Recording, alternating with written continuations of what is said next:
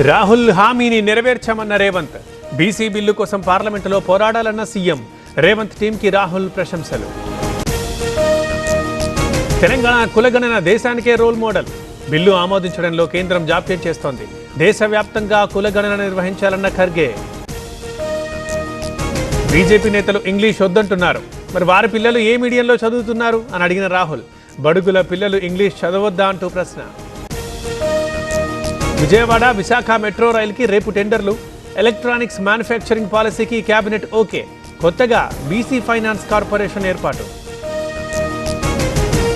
ప్రభుత్వం విచ్చలవిడిగా ఫోన్లు ట్యాప్ చేస్తోంది. రెడ్డి మంత్రుల ఫోన్లు ట్యాప్ అవుతున్నాయన్న ఆర్ఎస్ ప్రవీణ్. ట్యాపింగ్ చేయాల్సిన కర్మ మాకు లేదన్న ఆది శ్రీనివాస్.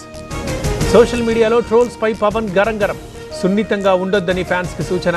తప్పుడు రాతల్ని తిప్పికొట్టాలంటూ పిలుపు.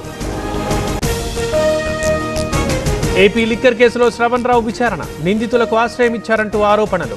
తెలంగాణ ఫోన్ ట్యాపింగ్ కేసులో శ్రవణ్ నిందితుడు. భారీ వర్షాలపై రేవంత్ సమీక్ష. కలెక్టర్లు అప్రమత్తంగా సీఎం ఆదేశాలు. ఎప్పటికప్పుడు సమీక్షించాలని సూచన. రేపు కూడా తెలంగాణకి భారీ వర్షాలు. పొంగి పొర్లుతోన్న వాగులు వంకలు. మున్నేరు నుంచి కాపరుల్ని కాపాడిన ఎన్డీఆర్ఎఫ్. తెలంగాణ సచివాలయంలో మరోసారి విరిగిపడ్డ పెచ్చులు.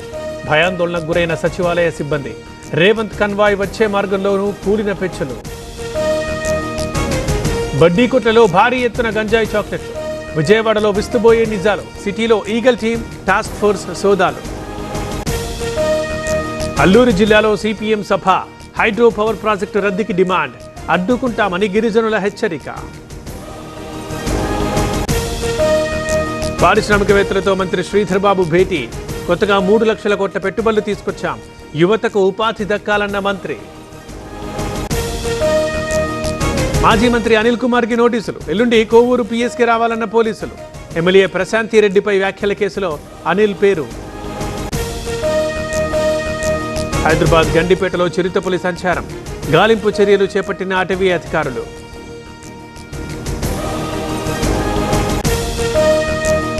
పాణ్యం హత్య కేసులో పురోగతి. ఆర్థిక లావాదేవీలే కారణమన్న పోలీసులు. 9 మంది అరెస్ట్. కన్నడ యాక్టర్ దర్శన్ కి మరో షాక్. దర్శన్ కి బెయిల్ ఇవ్వడంపై సుప్రీం ఆగ్రహం. రేణుకాస్వామి మర్డర్ కేసులో హైకోర్టు బెయిల్.